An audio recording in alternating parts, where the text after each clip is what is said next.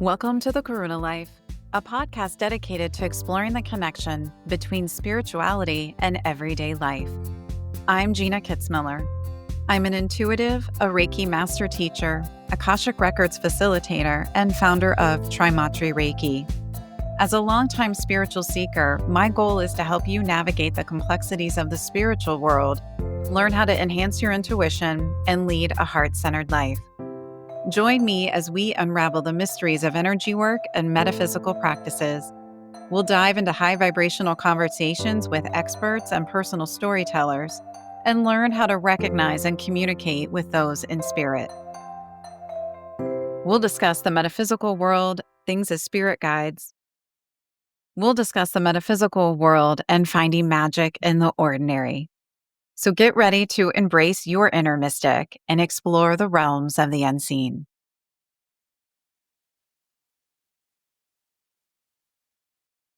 Welcome to the Karuna Life. I'm Gina Kitzmiller, and today we are going to talk with Jenny Kellogg. Jenny helps clients find greater compassion for themselves, navigate change, and connect with the divine mystery through one-on-one sessions and group courses. She is a certified compassionate inquiry practitioner. She brings the teachings of Dr. Gabor Mate into the ancient wisdom traditions of astrology, the Akashic Records, and exploring mystical experiences.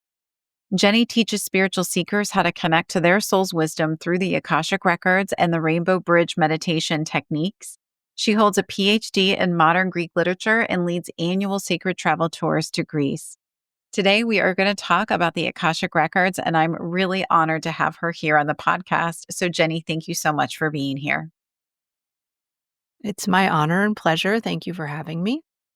So I really wanted to get your expertise on the topic of the Akashic Records because it's such an in-depth topic and there's so much to discuss. And I thought I could do it separately by myself, but I would really love to have someone else's input. And as someone who is also not only an Akashic Records facilitator, but a teacher, I just thought you would be the perfect person to help. So thank you so much for being here. So when we talk about the Akashic Records, can you give us a definition of how you would describe the Akashic Records? Yes, the bigger definition is that it's an energetic database of the record of consciousness put into matter. For us personally, it's the energetic database or a record of all of the experiences our soul has had since the time when it perceived itself as separate from source. It's like a library of the essence of our experiences that remains intact as we come and go from our various lives and forms, and exists so that we can learn from it, both when we are in dense form, like we are now, incarnated in a body, and maybe in the afterlife. I believe we can also access the records in the afterlife and learn from them as well. So it's a resource that we all can access to support ourselves in our learning and personal development and growth in our journeys here on Earth. And it's also a resource that we can tap into to learn more about things that exist in the world. Like we can open the records for our projects or for objects or for planets, though that's a lot of energy to be accessing. And so it's there so that we can all learn and grow and evolve together. That's a beautiful definition and much more eloquent than I could have worded. So thank you. When we talk about the records, I know oftentimes people will have that misperception of that records are only past lives. And so it's often I find myself educating clients about how it can be used. Were there any areas when you came into this that surprised you? Like I knew I was surprised when I found out that you could access the records for like your business, that I wasn't aware that that was even a possibility. So were there any areas that you found surprising? Well, as you know from working with me, I tend to go into the nooks and crannies, the places that people don't usually think about going into. And so I think to me, the vastness of the records and of consciousness always surprises me. Some things I've been accessing the records for recently are plants and plant spirits, crystals. I've accessed the records for my books that I've been working on. And, you can even access the records, as I said, for like planets or asteroids, deities. And these are things that I teach in a course called the Akashic Records of Things. And we go so far as to even open the records for what I call energetic signatures, like your particular Reiki frequency, Gina. You could open the records for that and, kind of inquire, what is this? What is the purpose of it? Where did it originate? Why am I attuned to it? And so it really is, the sky's the limit. But at the same time, as practitioners, we need to acclimate to being in the records of so many different things and, calibrate, let's say, our energy bodies and ourselves to be able to handle accessing the records of all these different things, because the vibration, the information, the experience can be so different than our, kind of rational human waking consciousness. I agree with that. I've noticed that sometimes clients even can get a little bit lightheaded, like towards the end of a session, if they're not used to the certain energy frequencies. I don't know if you've experienced that as well. Oh, yes. And that's, I think, one of the things that really, when you learn to open your own records, first you're acclimating to the frequency. And for all of us who are practitioners in the records, it's a continuous process of kind of building your capacity. It's like people who dive or go into space. You have to kind of constantly help your body adjust to being in these other densities, other realms, other frequencies. Do you think that that's why it's helpful to take a class in it? Because I know that I read a book years ago and it had like a way to access the records. And so I started doing that, and I don't know how to describe it. I always felt like it was like I was maybe getting like a little strand. But it wasn't until like I took an actual class that I felt like that really opened up, and I was really able to receive a lot more from the record. So it's not that like you couldn't do it, but I feel like it really amplified my abilities. Is that part of it? Yeah, definitely. I mean, anyone can Google and find a prayer to access the records and try it out, and I would encourage you to do so. But the benefit of a class is, first of all, the group container provides a structure for everyone to learn and to access the records and those energetic frequencies with a little bit more stability and expansiveness at the same time. But then also in a class, you're learning how to build those muscles, so to speak. You're learning how to go in and out, how to stay longer, what different topics feel like, or as I said in the Akashic Records of Things, what other records feel like. And that, just provides the, let's say, the workout plan so that you can get ready and be able to do that in and out of class. Another thing that comes up for people when they first start working in their own records, especially, is that you can experience quite a lot of energy clearing. And that's one reason why you might, want to access your records so that you can begin to work on and shift some of your own personal challenges in this lifetime. But as we do that, whether you're conscious of it or not, the more we open our records, the more that our records help to imprint us with our soul's energy, our soul's frequency, and that can provoke a little bit of a clearing process. And so sometimes that's a minor hurdle that folks need to go through in the beginning. And again, having the support of a class where everyone's going through that at the same time can be really beneficial. Mhm. I also found the class structure helpful because it's interesting to hear other people's questions and experiences. And sometimes people would ask questions that I might have had that I didn't realize that I had about the process, because there is so much to it as you're learning it.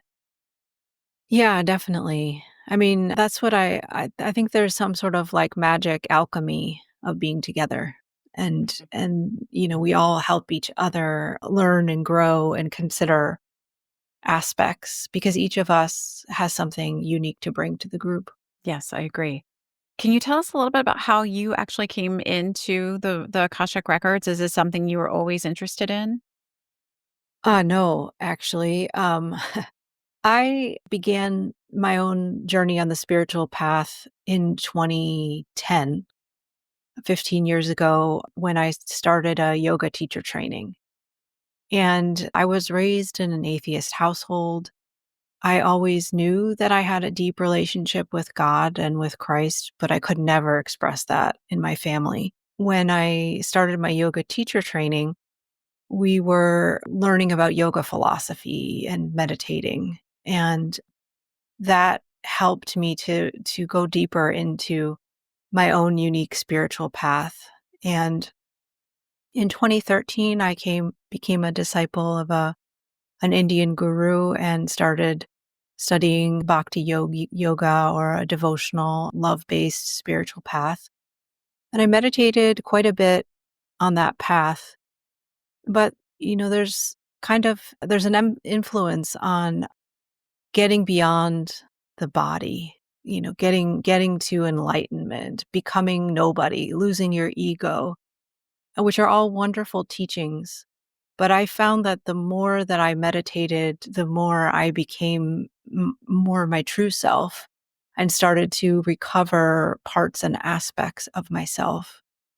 And the more that I meditated, the more I began to have a lot of visual, energetic, clairaudient, clairvoyant phenomena, which a lot of spiritual traditions would say are just kind of like the phenomena or things that happen in the mind. And I, tried to kind of like get rid of it for a while and just, empty myself and become this empty vessel. And I realized that that wasn't my path, that that wasn't beneficial, but yet I still didn't know what I was going to do. And I was really emotionally upset for years, kind of about my spiritual path and who I was and trying to conform to, the way I thought or perceived other people in my spiritual group were. And in 2019, I was going through a intense period of my life. My husband and I owned a large business that we were closing. And at the same time, I was volunteering. I worked overseas in Greece and I was taking college student volunteers to volunteer in Greece's refugee crisis. And we were on a Greek island and going in and out of refugee camps and working with highly traumatized individuals. And at that time, to support myself, someone suggested I do an Akashic Records reading with one of the teachers in our group, Deborah Hellman. And I was adamant that I didn't need that. And it's one of those things that I find in my life that when I have the strongest no to something, it's usually because, it's actually something I need to run towards, but there's a defensive mechanism that immediately says, no, that thing is stupid. Mhm. Um, and so that was the case with the records that I thought, oh, that's just some new age thing. I'm a serious yogi, I'm this and that. And I had all these reasons why I couldn't do it. But my close friend said, "No, this is really, this is real. This facilitator, Deborah, is gonna be very helpful to you where you are." And so I signed up for a session with Deborah, and the first thing I noticed about the way that we teach and access the records is that we work through the energy of the heart and the crown center. She had said the prayer to open my records, but she didn't put that on the recording. I didn't hear what she said. But as she was opening my records and opening the energy of my heart and crown for me and accessing the records for me as well, I was meditating quietly and I felt it really strongly. And within moments of her accessing my records, I felt as if I had meditated for an hour or two, like I got into that state. So I thought, there's really something going on with this. This is real. And the session she did for me was wonderful, very, very helpful.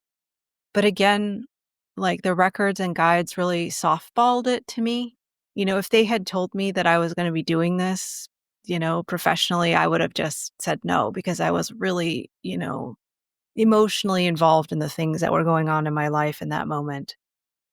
And so after the reading, Deborah called me back and she said, I'm teaching this introductory class to teach you how to open your own records.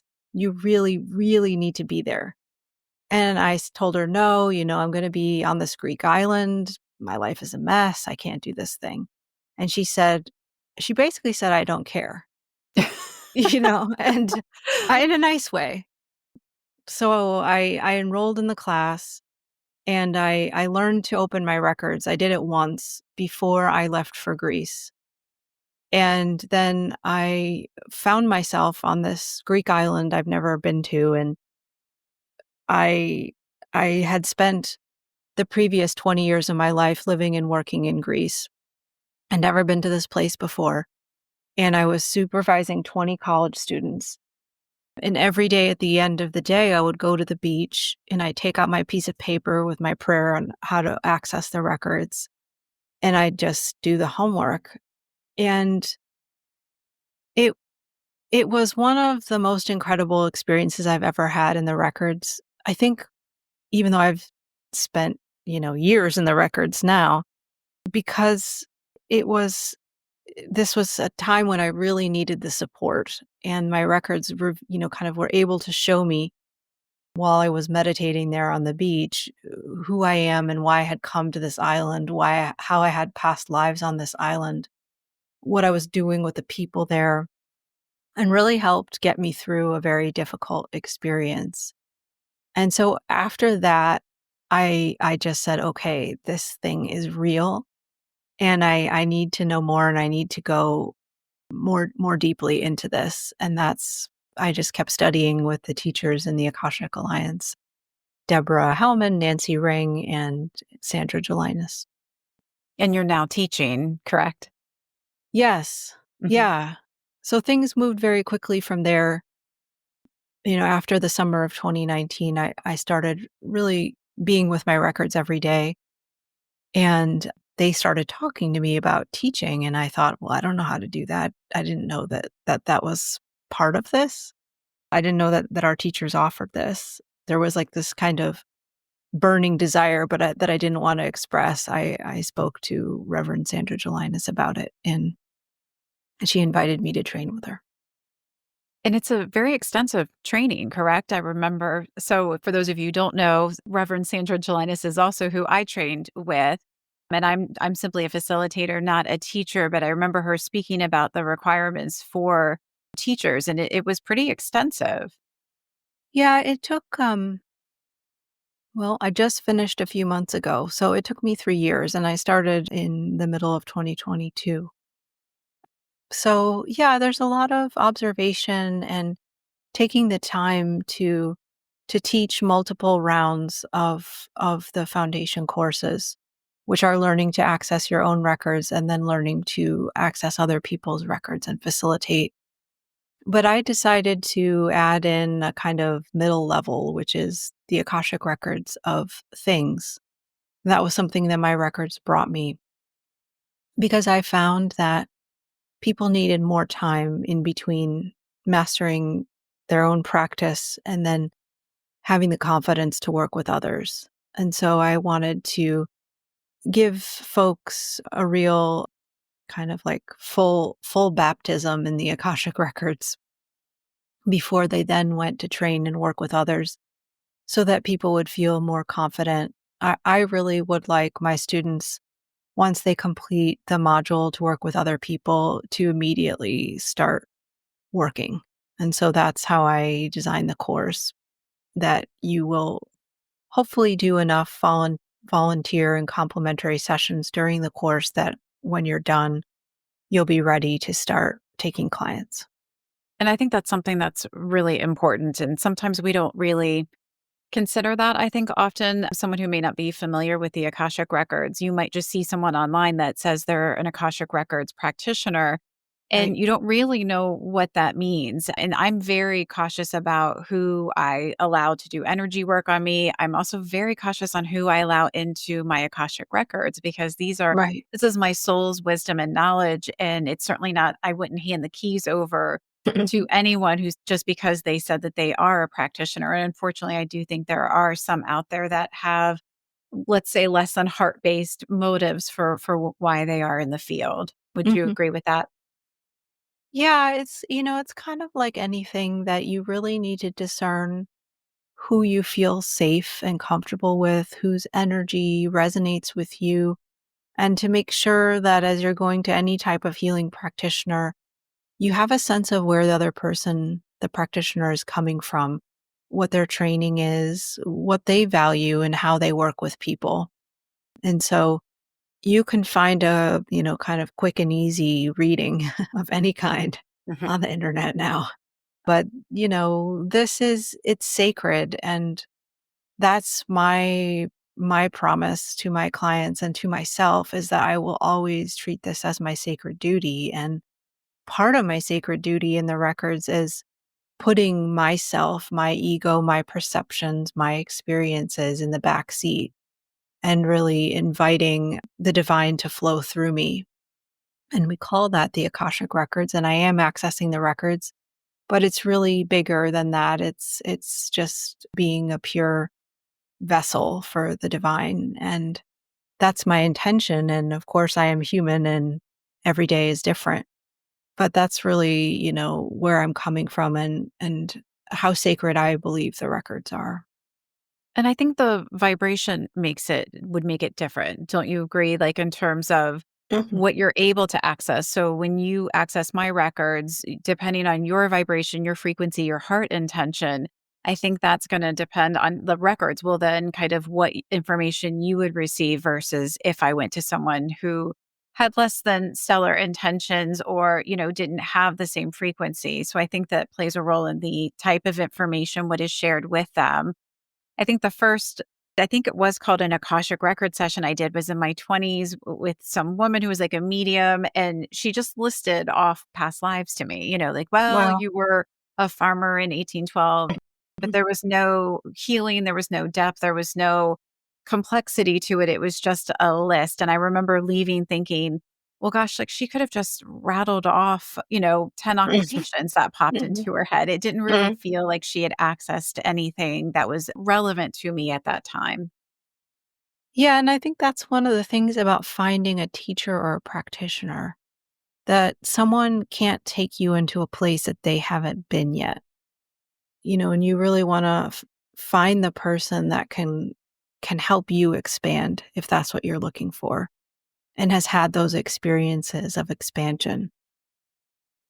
And I know for myself, when I've worked with clients, some of the most healing work often can be when someone realizes a pattern, or I call them life threads, that something's carried over from past lives and it like connects these dots for them. And they go, oh my gosh, I now understand why I have this relationship with my sister in law. Are there certain areas that you see that are most helpful for clients with the records? Yeah, I think it's really beneficial to get the soul level perspective on what you intended to experience when you incarnated into this life. And that's something that the records can provide. You can call it soul purpose or, kind of, I like to say what you intended to experience. And when it's coming from the records, as you say, it has a certain vibration.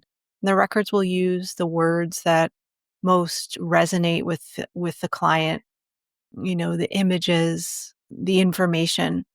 And I think that that can be just very, very relieving because there can be an infinite amount of experiences that you came here to have, but our culture, can kind of give the impression that there's a right way to do life. And, we live in an achievement-based society, and maybe you came here, to I don't know, just sit quietly and be, someone who works at a help desk. Like, I always think of there's a particular rest stop in rural Pennsylvania I always stop at, and it's overlooking a beautiful vista. And there's always a nice person sitting there welcoming me, and that's what I mean. Like, you don't have to be Einstein. And just learning, okay, this is what I came here to do. On the other end, many of us have had very challenging lives. And to hear that, you intended to come and have these experiences without in any way adding any judgment, but just acknowledging that this was someone's experience from their soul's perspective can be very healing and relieving, uplifting. I also think that clients are sometimes surprised in terms of you have a session, it's more like that you're having a conversation like back and forth, like you're not in a trance state. Can you speak to that a little bit? Yeah, what I love about our method of accessing the records is that we access the records both for ourselves as the facilitator and for the client. And I think it's one of the only ways of accessing the records that offers this. Usually it is someone kind of giving a reading where they're reading your records. But the benefit of that is that the client's records are open for them so that they can receive the questions and the inspiration, maybe even information that would be most beneficial for them to proceed with this session in the records. And together we are co-creating the session. Our sessions are based on client questions and intentions. And a lot of times people come with many questions and topics, intentions in advance, but sometimes they don't. And sometimes the record want to remind them of something else they'd like to talk about. And so for me, I'm always guided first by the client's questions and intentions, and then also by what I'm receiving. And so together with a client, we're in dialogue through the whole session. It's true that there is a slightly altered state of consciousness, but both of us are present and alert. For me, safety again is paramount. So I never want to, go somewhere that a client doesn't want to. And, I don't want to just kind of dump information on people that they're not ready to hear, even though sometimes as a facilitator, the information can come quite quickly or the records can be insistent. And that's a little bit of an area that as facilitators we need to finesse because, sometimes clients can have strong reactions to what is shared. We have to trust that that's coming through for their highest good. And we don't always have the luxury. First of all, I don't know 90% of my clients. I haven't worked with them before. I don't know anything about them. And I trust that what comes through is what they need to hear. And usually we don't see clients again to help them with the integration. So, that it's on the client to really listen again to the recording and digest. And so that's for that reason, I want to make sure that in the session, folks feel as safe as possible. And like we're going where they want to go and we're co-creating the session together. I think that speaks to the heart-based as well, because there's an intention there that this is for their highest good. It's not to I always say it's not just for entertainment value. I wouldn't open someone's records for that reason, right? Right. There has to be the heart-based intention. And ultimately, my intention is always healing, right? This is a healing session. And I do find that for the recordings, there's so many complexities to it oftentimes and just even Yes. in a session, and you could hit so many different areas that when you go back and listen, you'll still receive things and be like, gosh, I forgot that she said this. So I think the recordings are extremely helpful, and I always go back Mhm. and listen to them. Yeah, I agree. Totally. I know you have an upcoming live class, correct? I teach my Akashic Records classes on a yearly schedule. So, the introductory level of learn to access and explore your personal records, I actually have as an online self guided audio course. And I wanted that to be accessible anytime, that anyone can enroll in it and take themselves through the material. I'm available if you have questions. And then we have monthly group meetings where you can come and meet other folks who are in the class or who have taken the class, and we all go into the records together. So that's available at akashictraining.com. And then the two intermediate levels I teach live on Zoom. They run in July and August for the Akashic Records of Things. And then in November through January, I teach the Akashic Records of other people. And when you finish that course, you receive a certificate and you're able to begin practicing. And for me, I really needed that time. Like I needed the time Mhm. to be able to access my own records and to sit in the energy and to feel what that was like for, months really before I was then ready to take Yes. the class to open the records for others. I think if I had done it together, it's really too much too soon. And I feel like I might have missed some things with it, if that makes sense. Oh, yeah, absolutely. When we talk about the records, it seems like there's more and more books on the records and people are talking about the records. And why do you think that that is?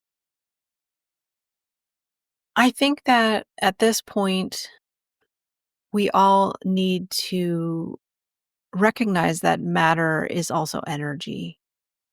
And there's so much emphasis now on ascension or higher consciousness, personal growth and development. And more people are just becoming aware of these.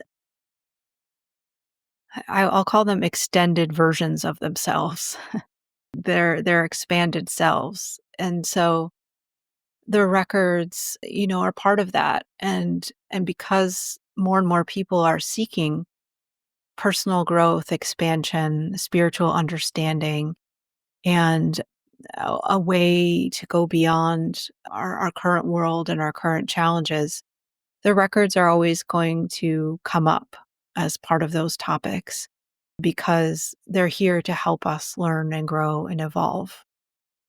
But I also think that, in some ways that we owe a debt of gratitude to the previous generations, to the boomers and even people before them in the 19th century, Edgar Cayce and Rudolf Steiner and other great mystics who opened the door for the records to be talked about, explored, and understood, and to come into the collective consciousness.